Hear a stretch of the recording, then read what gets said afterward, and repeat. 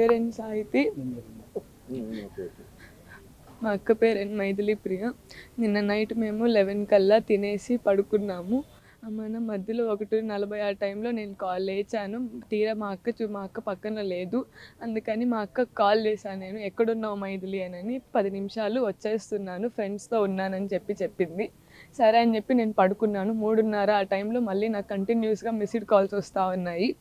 తీరా ఎవరైనా చూస్తే నిఖిల్ కాల్ చేసి, మీ అక్క ఇలా పడిపోయింది, మీ మమ్మీకి ఫోన్ చేసి వచ్చి తీసుకోబోండి అని చెప్పాడు. మన ఏమైందని చెప్పి ఆదరాబదరా వెళ్ళి చూశాను. అప్పటికి పడిపోయి ఉంది, కూర్చోంది మెట్ల మీద. ఏమైంది మైథిలి లేయి అంటే పలకరించాను, పలకలేదు. బాడీ పట్టుకొని చూస్తే కూల్ అయిపోయింది. అమ్మ ఏమైంది, మా అక్కకి ఏమైందని చెప్పి గట్టిగా అడిగాను. గట్టిగా అడిగితే నేను గొడవల్లో మా ఇద్దరం గొడవ పెట్టుకున్నాం, ఆ గొడవల్లో కత్తితో నేనే పొడిచి చంపేశానని చెప్పాడు. మన ఎందుకు ఇలా చేశారని చెప్పి నేను ఇంక మా అమ్మకు ఫోన్ చేశాను. మా అమ్మ బయలుదేరింది. ఈ గ్యాప్లో మా రూమ్ కింద ఆంటీ హెల్ప్ తీసుకొని పైకి వెళ్ళి చూశాను. ఆంటీ కూడా చూసి అసలు ఏమైందని చెప్పి ఆమెను బాడీ పట్టుకొని చూస్తే లేదమ్మా, స్పృహలో లేదు అని చెప్పారు. మా పేరెంట్స్ వచ్చి చూశారు, అమ్మాయి లేదు, చనిపోయింది. ఈ హత్యలో ఆ అబ్బాయి చెయ్యి ఒక్కటే లేదు. మాకు చాలామంది మీద అనుమానంగా ఉంది. దయచేసి మా అక్క హత్యకి న్యాయం చేయండి, వాళ్ళు కఠినంగా శిక్షించండి. మేము పోలీసుల్ని నమ్ముతున్నాం, దయచేసి కఠినంగా శిక్షించండి. నా పేరు ఎన్ సాహితి. నేను గూడూరు ఆదిశంకరాలో 2nd ఇయర్ చదువుతున్నాను.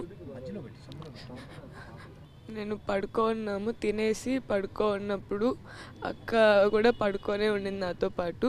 1:46కి నేను ఫోన్ చేశాను, ఎక్కడున్నావు అని చెప్పి. ఫ్రెండ్స్తో ఉన్నాను, ఒక 10 నిమిషాలు వస్తున్నానని చెప్పింది. నిఖిల్కి కాల్ చేయొద్దు, నేను వచ్చేస్తున్నానని చెప్పింది. అమ్మన నేను ఇంకా నిద్రపోయాను. 3:33కి మళ్ళీ కాల్స్ వస్తూ ఉంటే కంటిన్యూస్గా అమ్మని కాల్ లిఫ్ట్ చేశా. 3:35కి కాల్ లిఫ్ట్ చేసి, మీ అక్క ఇక్కడ ఉంది, మీ అమ్మకు ఫోన్ చేసి వచ్చి తీసుకొని పోండి అని చెప్పాడు. నిఖిల్ చెప్పాడు. అందుకని ఇంక గబగబా వెళ్ళేసి ఏమైందని చూడంగానే, ముందు టచ్ చేయగానే బాడీ అంతా కూల్ అయిపోయి ఉండింది. ఏమైంది అని అనగానే ఏం మాట్లాడలేదు. తర్వాత ఉండి ఇట్లా గొడవల వల్ల పొడి చేశాను, ఇట్లా చచ్చిపోయింది అని చెప్పిండు.